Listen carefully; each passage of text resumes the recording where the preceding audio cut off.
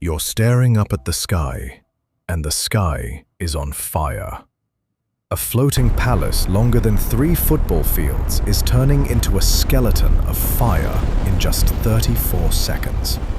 Screams rip through the evening air. One man's voice cracks over the radio.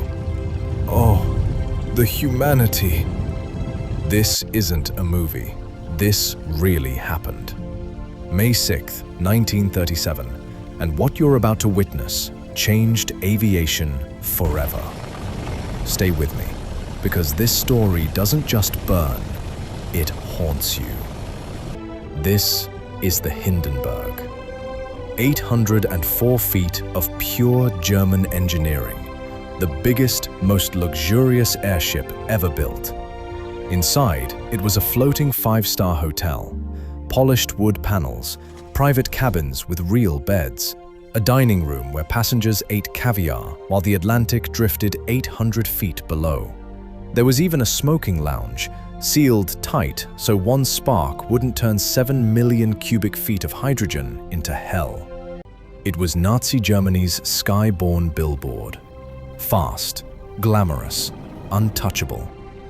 Until that rainy evening in New Jersey, when everything went wrong.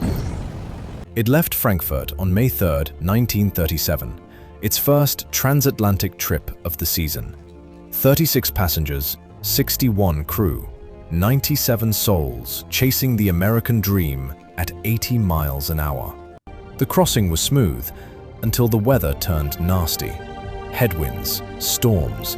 It even circled New York City so passengers could photograph the Empire State Building from the sky. By the time it reached Lakehurst Naval Air Station, it was already 7 p.m. Rain was spitting. Winds were shifting like they had a personal grudge. Captain Max Pruss wanted to get it down fast. The mooring mast waited. Ground crew stood ready. Everything looked fine. But hydrogen doesn't care how fine things look. 7:21 p.m. The bow mooring lines drop. Thick ropes slap the wet grass. The Hindenburg hovers just 300 feet up, tail swinging slightly in the gusts. A light rain falls. Then, something no one saw coming. A tiny leak, maybe from a gas cell battered by the storm, or maybe static electricity dancing along that wet, charged skin. One invisible spark. That's all it took. Watch. At first, it's just a flicker near the tail fin. Then, whoosh. The entire rear turns into a roaring furnace in seconds. Hydrogen explodes upward like a rocket. The fabric skin melts away. The massive metal skeleton glows red hot. The nose lifts like a dying beast fighting for air.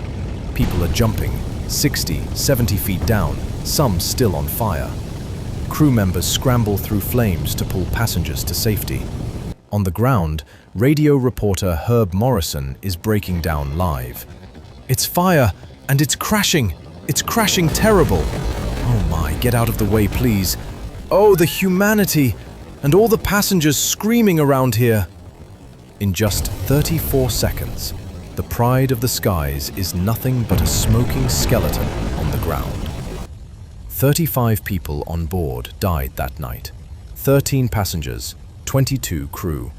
One ground crewman was crushed when the burning wreck fell on him. Total, 36 souls. 62 walked away, some horribly burned, some miraculously untouched. The world watched the newsreels in horror. And just like that, the golden age of passenger airships ended. Hydrogen had always been a devil's bargain. The US had helium, safe, non-flammable, but refused to sell it to Nazi Germany. After the Hindenburg, no one trusted these sky giants again. One spark, 1 second, one unforgettable nightmare. The Hindenburg didn't just fall that night, it took an entire dream down with it.